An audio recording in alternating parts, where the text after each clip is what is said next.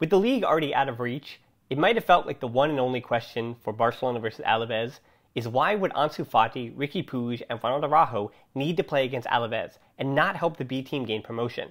I was originally in the camp of why the heck would they play against Alavés, but after today's showing, I'm not actually sure there was a right answer here. The priority is the first team advancing in the Champions League, if for nothing more than the paycheck that comes with it. But after Messi's comments after the Osasuna match, this was a team starving for a moral victory. And also there were only 3 field players available on the bench, so the 3 youngsters kinda had to play. I wanted to see Ter Stegen in the midfield, but alas, maybe next time.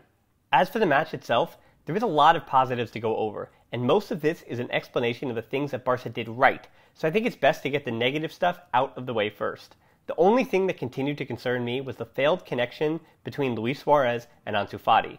This example from the 10th minute was one of a number of moments where you could see from a distance the frustration of the Uruguayan with the teenager. Fortunately for both of them, Messi and Puig made everything work, and worked tremendously with both of the other forwards. It's a little nitpicky on a day when Barca dominated, but that partnership worries me a little bit because a better defense like Napoli's will know how to cut down the Suarez to Messi passing lanes and force the other 2 forwards to figure it out together. Unfortunately, this gets even worse with Griezmann because of that spacing issue that Fati solves, even if the Frenchman has looked better alongside the other vets before his injury.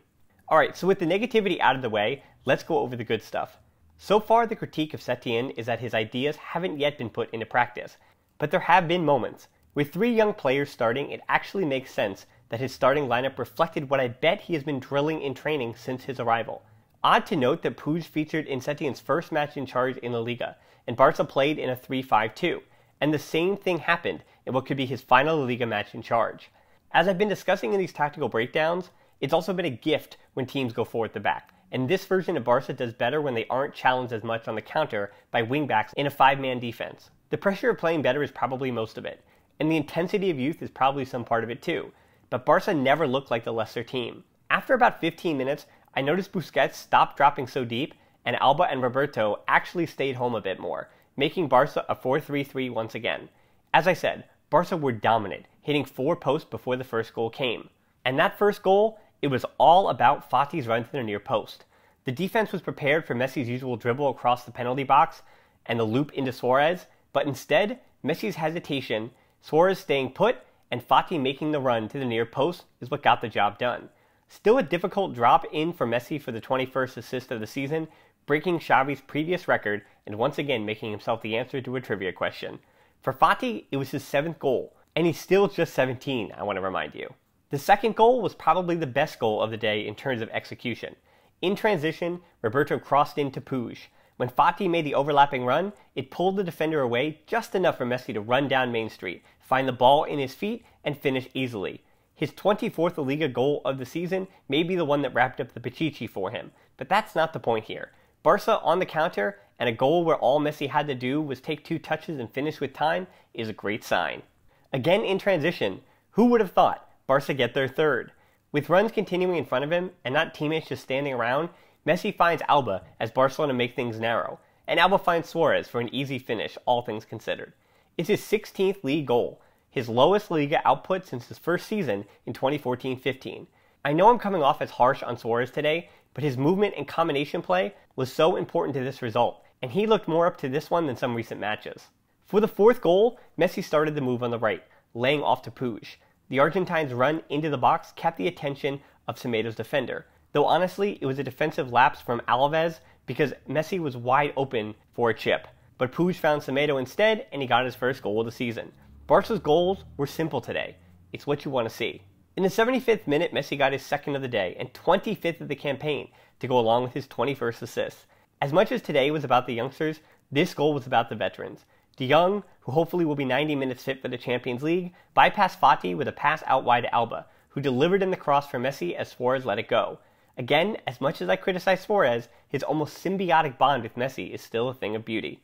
Not much more to talk about with this one because I'm not sure we really learned much from this game that will apply to the fixture against Napoli. Puig, Fati, and Araujo all earned time, and I expect Puig to feature against Napoli with Busquets and Vidal suspended. But the health of Griezmann and Lenglet will affect Fati and Araujo's roles in that match. The way this match will be remembered, especially judging by Messi's post-game comments this time, is that Barca rebounded and feel they're going into Napoli on a high note. The other thing to remember is how good Puig, Fati, and Araujo were. Puig in particular, Barca's second goal of the day, should have come a few minutes earlier in the 27th minute with an incredible no-look through ball from Puig to Suarez, one of the 3 big chances that the Catalan midfielder created. Speaking of big chances, this is the first time a non-Messi Barca player recorded at least 3 big chances since Luis Suarez did it in April of 2018. The unfortunate part of this match for Barca was Lenglet's injury. It did seem precautionary, but you never know. This forced Arturo Vidal back into a center-back spot as Setien opted to bring on Semedo and push Roberto into the midfield instead of playing him as a center-back. And you know what? It could have been worse with the Chilean, and I think Araujo had a lot to do with that. In the 43rd minute prior to the switch, the youngster snuffed out a counter that Piqué would have been lucky to catch up to in time. Piqué's timing is second to none, because it has to be with his age and speed, but Araujo's quickness was a big difference in this match, especially when it was Vidal back there with him. A comprehensive win for the first team, so before we wrap up, how about we check on Barça B, who were without Fati, Puig, and Araujo. Luckily for the board and Setien, I don't have to criticize the decision too much in hindsight because Pimienta's men and boys held on to the 3-2 win over Real Valladolid, Promesas, and are now just 2 wins away from promotion back to the second division. Conrad De La Fuente scored a brace and had a decent match on the left wing, while Captain Manchu scored the middle goal. Manchu impressed as he has all year long with his mobility and surprising knack for affecting aerial battles. Right back Danny Morer had 2 assists, and along with left back Sergio Akeme, were the better fullbacks in the match. And I think that has a lot to do with the result too. ES Moriba also had a good match in the middle of the park. A rough park, I must say, but Real Valladolid Promesas did exploit the available space between Manchu and Moriba and the defensive midfielder, Jandro Ariana. Even with a late error from Iñaki Peña, Barcelona B hung on and lived to fight another day. So was the club right, and will they still be right to have Fati, Puig, and Araujo not play with the B team if they can do that plus Napoli? Francesca and I will debate that and much more on this week's podcast, so get that wherever you listen to your podcasts. In the meantime, it would be a big help to give this video a like, subscribe to the channel, and hit that bell for notifications. And as always, until next time, Forza Barça!